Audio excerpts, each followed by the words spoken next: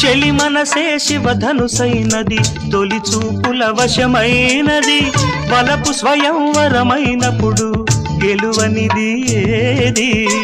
ఒక బాణము ఒక భార్యన్నది శ్రీరాముని చిరయసమైనది శ్రీవారు వరమిస్తే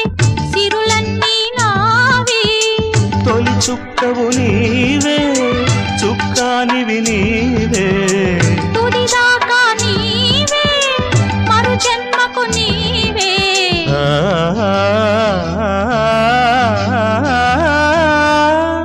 జానకి కలగనలేదు రాముని సతి కాగలనని ఏనాడు